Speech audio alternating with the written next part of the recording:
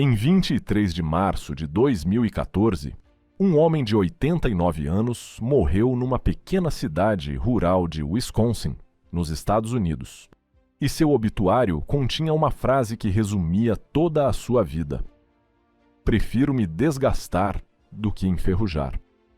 Palavras simples que carregavam um peso que a maioria das pessoas jamais conseguiria compreender, porque aquele homem havia passado por coisas que desafiam qualquer estatística e qualquer limite do corpo humano. Seu nome era Eugene Moran. E na manhã de 29 de novembro de 1943, ele caiu quase 7 quilômetros preso dentro da seção de cauda de um bombardeiro despedaçado, sem paraquedas, com os 2 braços perfurados por estilhaços. E enquanto girava em queda livre dentro daquele caixão de alumínio, ele fez algo que nenhum piloto alemão jamais tinha visto. Ele continuou atirando. Para entender como Moran chegou àquele momento impossível, precisamos voltar ao início daquela manhã gelada na Inglaterra. 29 de novembro de 1943. Base aérea de Snetterton Heath. A 8ª Força Aérea ordenou o envio de mais de 300 bombardeiros para destruir os complexos industriais de Bremen, uma das cidades mais defendidas da Alemanha, cercada por centenas de canhões antiaéreos e protegida por múltiplos grupos de caça da Luftwaffe. O sargento Eugene Moran, 19 anos, subiu a bordo de um B-17 Flying Fortress, batizado de Rikki-Tikki-Tavi. Era sua primeira missão de combate.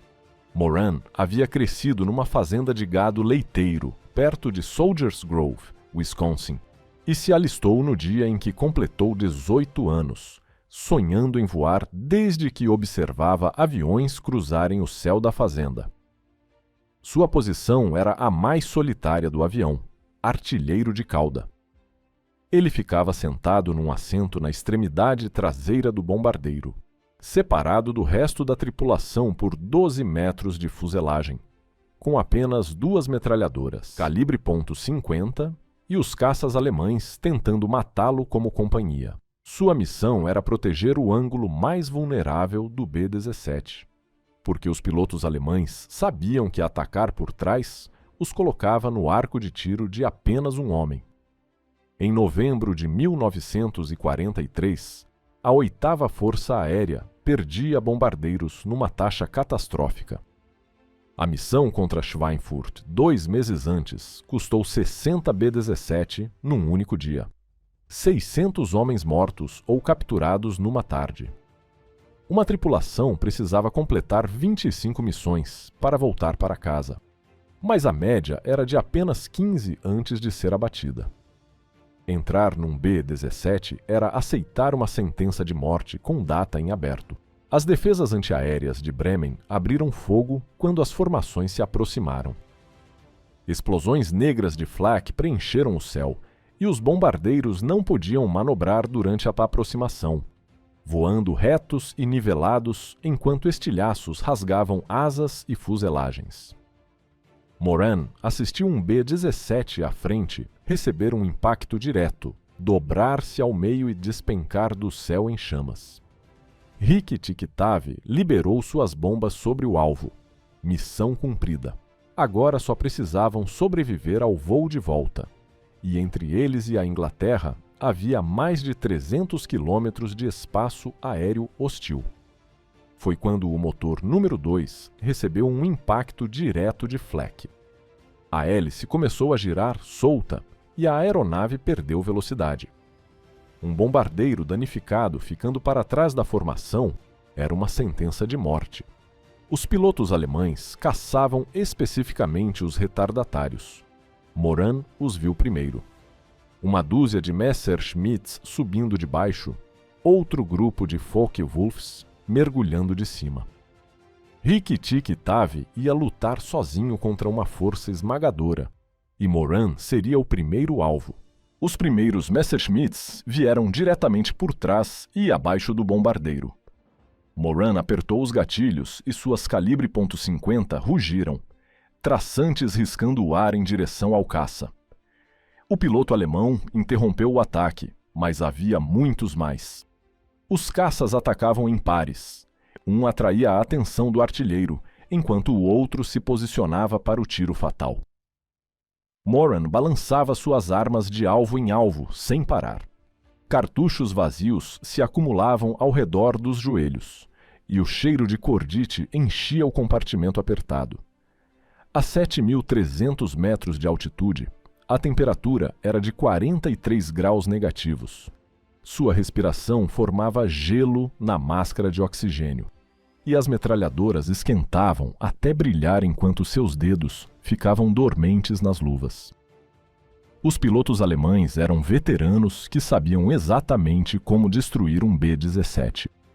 Primeiro os motores, depois os artilheiros, e, finalmente, despejar canhão na fuselagem até que algo vital quebrasse. Moran ouviu os impactos antes de senti-los. Projéteis de 20 milímetros perfurando alumínio como papel. Os artilheiros de cintura pararam de disparar, um depois o outro. O intercomunicador encheu-se de estática. O bombardeiro estremecia a cada nova rajada. Um Focke-Wulf veio da posição de 4 horas. Moran girou as armas e disparou. A asa do caça se desintegrou e ele espiralou para baixo em fumaça negra. Sua primeira vitória. Não teve tempo de processar nada. Projéteis rasgaram a cauda ao redor dele. Algo atingiu seu antebraço esquerdo, depois o direito. Ambos os braços perfurados, sangue encharcando as mangas do traje de voo. A dor era brutal, mas suas mãos ainda funcionavam e ele continuou disparando. Moran olhou para o paraquedas no peito e viu múltiplos buracos no tecido. Projéteis o haviam retalhado. Se precisasse saltar, cairia quase 7 quilômetros até a morte. 15 caças circulavam o bombardeiro agonizante. Na seção do nariz, o navegador Jesse Orison era o único outro sobrevivente. Piloto e copiloto mortos nos controles, engenheiro de voo morto na torreta, operador de rádio morto, artilheiro ventral morto, artilheiros de cintura mortos.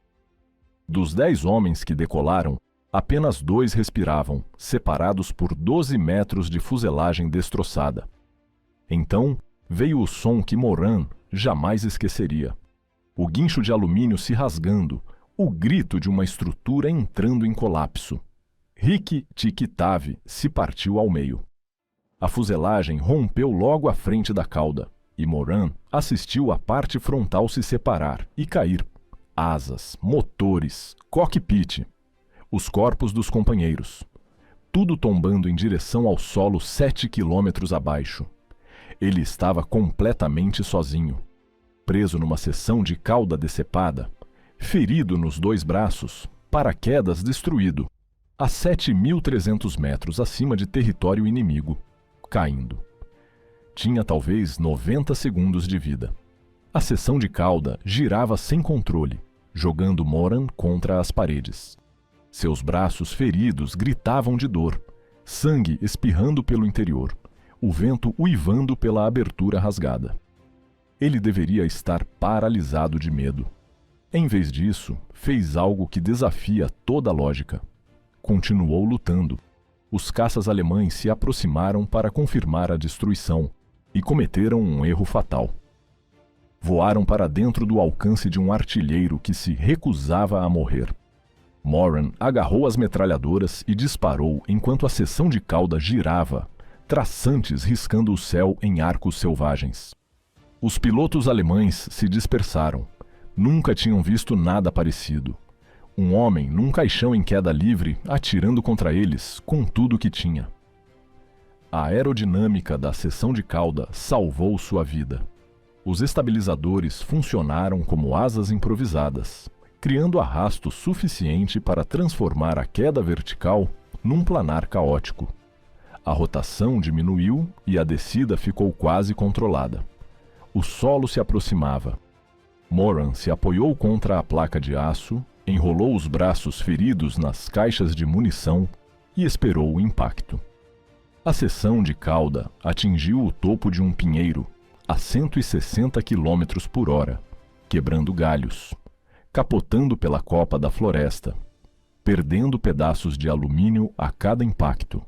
Sua cabeça bateu na estrutura de aço, costelas quebraram, braços se dobraram em ângulos impossíveis. Os destroços atingiram o solo congelado. Silêncio. Eugene Moran estava vivo. Ambos os antebraços quebrados em múltiplos lugares, com fraturas expostas, costelas despedaçadas e um pedaço do crânio arrancado, deixando o cérebro parcialmente exposto ao ar congelante. O local ficava numa floresta perto de Psyche, 25 quilômetros ao sul de Bremen, território inimigo. Ele se arrastou para fora dos destroços e caiu no solo congelado. Havia sobrevivido a uma queda de quase 7 quilômetros sem paraquedas. Um dos apenas 3 homens em toda a guerra que conseguiriam tal feito. Soldados alemães chegaram com rifles em punho, o revistaram ignorando seus gritos e o carregaram numa carroça de madeira sem maca nem cobertores. O levaram a uma instalação militar, onde ficou num chão de concreto por 2 dias, sem atendimento médico. Seus ferimentos infeccionaram, a gangrena se instalou nos braços e o tecido cerebral começou a inchar. Sem intervenção, tinha 48 horas de vida. No 3º dia, foi transferido para um hospital de prisioneiros, onde médicos alemães faziam triagem. Aqueles considerados além da salvação eram deixados para morrer. Moran estava nessa categoria, mas o hospital guardava um segredo. 2 médicos sérvios capturados na frente oriental trabalhavam ali tratando prisioneiros com equipamento precário. Eles examinaram Moran e decidiram tentar salvá-lo, não por ordens, simplesmente porque eram médicos e ele era um homem ferido. A cirurgia durou 7 horas, com instrumentos de campo e quase nenhuma anestesia. Fixaram ossos com pinos e arame, limparam tecido infectado, removeram fragmentos do crânio e fixaram uma placa de metal na cabeça. Fizeram tudo possível com quase nada disponível. A febre veio na primeira noite, 40 graus, calafrios violentos. Na segunda noite entrou em delírio, chamando pela mãe e gritando avisos para companheiros mortos. Os médicos sérvios se revezavam ao seu lado, oferecendo apenas presença e panos frios na testa. Na 3ª manhã, a febre cedeu. Moran abriu os olhos e reconheceu onde estava. Ia sobreviver. Mas 17 meses de cativeiro ainda o esperavam. 6 semanas depois conseguia andar e foi transferido para o Stalag Luft IV na Pomerânia. Ao longo dos meses seguintes passou por 4 campos diferentes, conforme os alemães embaralhavam prisioneiros pelo Império encolhendo. Em fevereiro de 1945, tropas soviéticas se aproximaram do campo e os alemães ordenaram evacuação imediata a pé. Destino desconhecido, recusa significava execução. Começava a Marcha Negra, uma das mais longas marchas forçadas de prisioneiros na história europeia. 86 dias caminhando por nevascas a 30 graus negativos, dormindo em celeiros, bebendo de valas contaminadas, comendo batatas cruas roubadas de campos. Cerca de 1.500 aviadores morreram durante a marcha de pneumonia, tifo, gangrena e balas de guardas que decidiam que retardatários não valiam a espera. Moran colocava um pé na frente do outro e se recusava a parar. Não havia sobrevivido a uma queda de 7 quilômetros para morrer numa estrada congelada. Em 26 de abril de 1945, soldados americanos da 104ª Divisão de Infantaria interceptaram a coluna perto do rio Elba. Os guardas se renderam. Moran pesava 42 quilos. Havia entrado no exército com 68.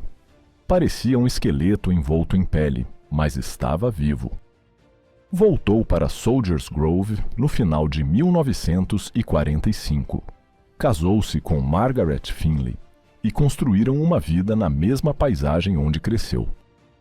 Teve 9 filhos e raramente falou sobre a guerra por mais de 60 anos, porque falar significava reviver tudo. Em 2007, Wisconsin o escolheu como primeiro recipiente do Prêmio de Conquista Vitalícia de Veterano. O silêncio de décadas finalmente se quebrou, e sua história foi documentada no livro Tailspin, publicado em 2022. A cidade batizou uma rua em sua homenagem, Eugene Moran Way. Eugene Moran morreu aos 89 anos. 7 décadas desde que continuou disparando enquanto o mundo girava ao seu redor. A posição de artilheiro de cauda era o lugar mais solitário do avião, e quando sua aeronave se desintegrou ao redor dele, ele não se encolheu esperando a morte. Continuou atirando até o fim. Se essa história te tocou, deixa o like porque ajuda demais a espalhar histórias como essa. Se inscreve no canal se ainda não se inscreveu. E muito obrigado por assistir e fazer parte dessa jornada com a gente.